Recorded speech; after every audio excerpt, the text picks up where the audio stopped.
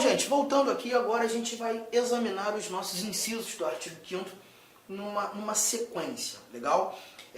Vamos olhar para os vários dispositivos e vou começar pelo inciso 1º. Nós temos aqui o chamado princípio da igualdade, ou isonomia, trazendo para a gente que homens e mulheres são iguais em direitos e obrigações nos termos desta Constituição. E o ponto importante para tratar aqui do princípio da isonomia, ou princípio da igualdade, primeiro, princípio da igualdade,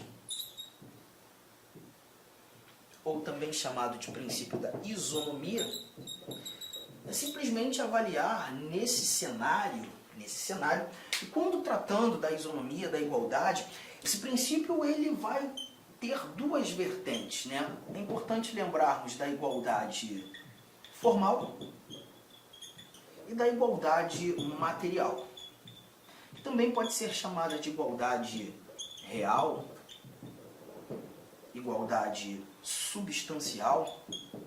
E a diferença é muito tranquila. É lembrar que a igualdade formal é a igualdade perante a lei, né? É aquela igualdade que se revela justamente na garantia das várias liberdades, direitos, proteções. Por exemplo, eu tenho liberdade de credo religioso. Você também.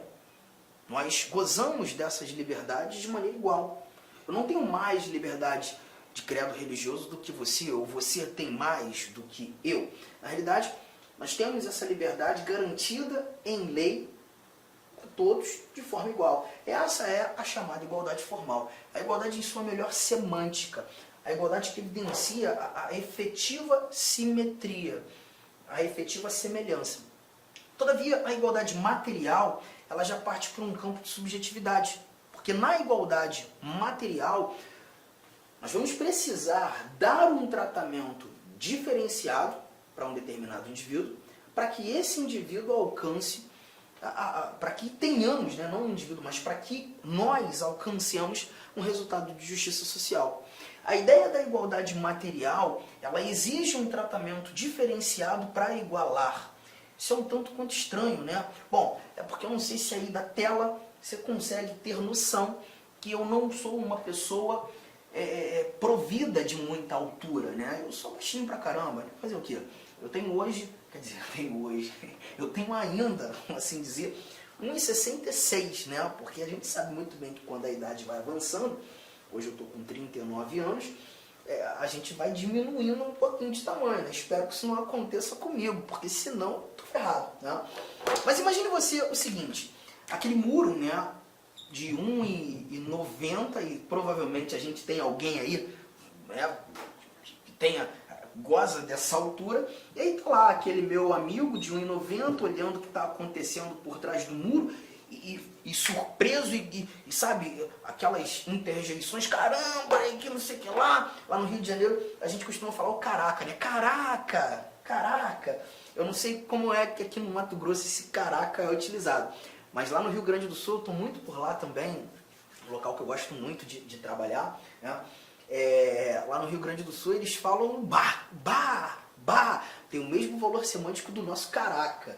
E aí se você está assistindo essa aula em casa agora, vai lá no Instagram, né? Procura o professor.arturdamasceno, prof.arturdamasceno, e me mostra, Arthur, estou vendo o teu vídeo aqui agora. E já que você não sabe como aqui no Mato Grosso a gente mostra essa interjeição de surpresa, né? É dessa maneira. Aí você me avisa, me fala que eu já vou guardar. Aí tá lá, olhando aqui, meu Deus, o que está acontecendo? E eu passo assim, eu falo, gente, rapaz, o que você está fazendo aí? O que está acontecendo? Aí ele vira para mim e fala assim, vem ver. Poxa, ele vai me atrapalhar a vida, né? Porque se o muro tem 1,90, como é que eu vou ver? Eu arrumo um jeito. Eu vou buscar algo que me garanta a mesma visão de mundo que ele tem.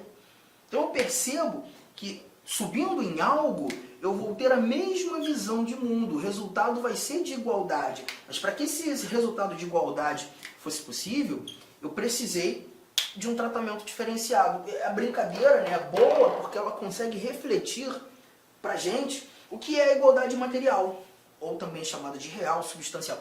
A igualdade material ela não está no tratamento, muito pelo contrário. O tratamento precisa ser diferente para que consigamos ter um resultado de igualdade.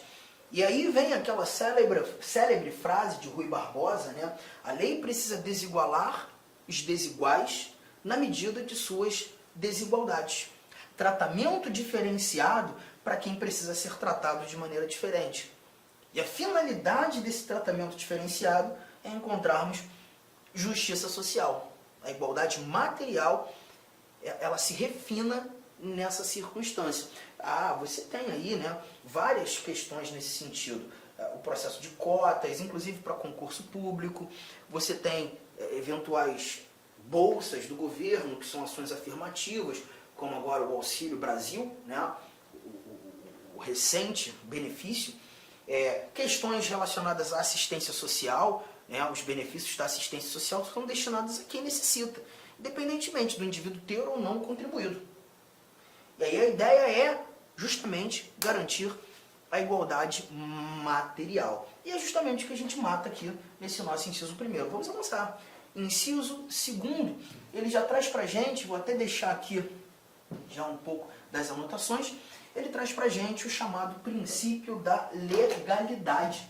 Inciso segundo, princípio da legalidade. O que nós iremos encontrar aqui? Leia comigo. Ninguém será obrigado a fazer ou deixar de fazer alguma coisa senão em virtude de lei. Aqui a gente verifica claramente que hoje o Brasil, né, ele garante o império da lei. Garante o império da lei. E esse princípio da legalidade, ele está tanto relacionado aos indivíduos quanto à própria administração. Quando falando da legalidade aos indivíduos, nós temos a chamada legalidade ampla. Essa aqui destinada aos indivíduos, a todos nós, né? Nos mostrando que a nós, indivíduos, é possível exercer tudo aquilo que não é proibido. A proibição é o fulcro da legalidade ampla. É o fulcro da legalidade ampla. Então, se não é proibido, é uma liberdade que eu tenho. Vou fazer. Se não é proibido, eu tenho a oportunidade de agir, de praticar, né? Todavia, esse mesmo princípio da legalidade, ele também gera os seus reflexos para a administração. E aqui a gente já trata da legalidade estrita, essa destinada à administração. E a linha aqui já não é mais da proibição, mas sim da permissão. A ideia é entender que a administração só poderá fazer aquilo que a lei permitir, aquilo que a lei autorizar. Então perceba, a administração não pode agir de maneira arbitrária, de qualquer forma. A administração só faz aquilo que a lei autoriza, que a lei permite. Ultrapassar a autorização legal é evidenciar a administração agindo de maneira ilegal, de forma arbitrária, sem justa causa, o que seja uma violação a direito fundamental, a direito meu, a direito seu. Então, quando a gente lê sobre o princípio da legalidade, que ninguém será obrigado a fazer ou deixar de fazer alguma coisa senão em virtude de lei, a gente está verificando essas ramificações de entendimento. Outro ponto importante, quando a gente fala do princípio da legalidade, aqui a gente está falando da lei em caráter amplo. A lei em caráter amplo. Então, quando a gente fala de lei aqui, a gente está falando de todo e qualquer ato normativo que estabeleça direitos e obrigações. Essa é a ideia da lei no âmbito do princípio da legalidade. Tá? Então perceba, medidas provisórias, por exemplo, são atos legislativos criados pelo presidente da República. O presidente da República edita medidas provisórias. Só que o artigo 62 da nossa Constituição, você pode conferi-lo, traz pra gente que a medida provisória não é lei, tem força de lei. Quando o presidente edita uma medida provisória, ele precisa remeter essa medida provisória ao Congresso Nacional, e o Congresso Nacional vai deliberar no intuito de transformar essa medida em lei. Ou não. Está percebendo? Então, nessa linha de raciocínio, nós não estamos falando de lei propriamente dita, mas um ato normativo que tem força de lei, mas essa medida provisória estabelece novos direitos, novas obrigações? Perfeitamente. Então está inserida no âmbito do princípio da legalidade. E aí, é muito importante, já fez a sua anotação, é muito importante nós voarmos para um outro dispositivo. Lá no primeiro bloco nosso, estudando direitos fundamentais, nós discutimos esse inciso aqui, ó. Cadê você? Tá aqui. Nós discutimos esse princípio aqui, o princípio da irretroatividade da lei penal.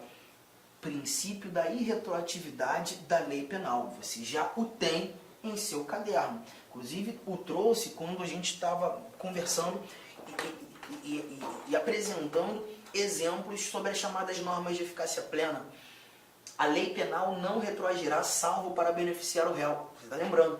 Só que o inciso 39, ele diz para a gente o seguinte, ó, que não há crime sem lei anterior que o defina, nem pena sem prévia cominação legal. Engraçado, quando você está estudando direito penal, é muito normal os professores apresentarem essa mesma literalidade aqui, essa mesma informação do dispositivo, inciso 39, com o princípio da legalidade. Mas eles costumam dizer princípio da legalidade penal. E essa mesma informação é nada mais nada menos do que o artigo 1º do Código Penal, né? Mas aqui no âmbito do direito constitucional, nós constitucionalistas costumamos apontar esse princípio como o princípio da reserva legal e não o princípio da legalidade. A legalidade para a gente é justamente aquele dispositivo que versa aqui: ninguém será obrigado a fazer ou deixar de fazer alguma coisa senão em virtude de lei. Já conversamos. O 39, princípio da reserva legal. Princípio da reserva legal. E por que chamar de princípio da reserva legal? Porque aqui a gente percebe que não há crime sem lei anterior que o defina, nem pena sem prévia anotação em lei. Quando eu leio lei aqui, a gente não está falando de qualquer ato normativo. Lei, nesse cenário, é lei propriamente dita. Nessa linha de raciocínio, uma medida provisória, que é um ato normativo com força de lei, mas não é lei, mas estabelece novos direitos, novas obrigações. Uma medida provisória não pode definir o que é crime. O presidente da República não pode criar uma medida provisória, editar uma medida provisória e nela estabelecer uma conduta como criminosa.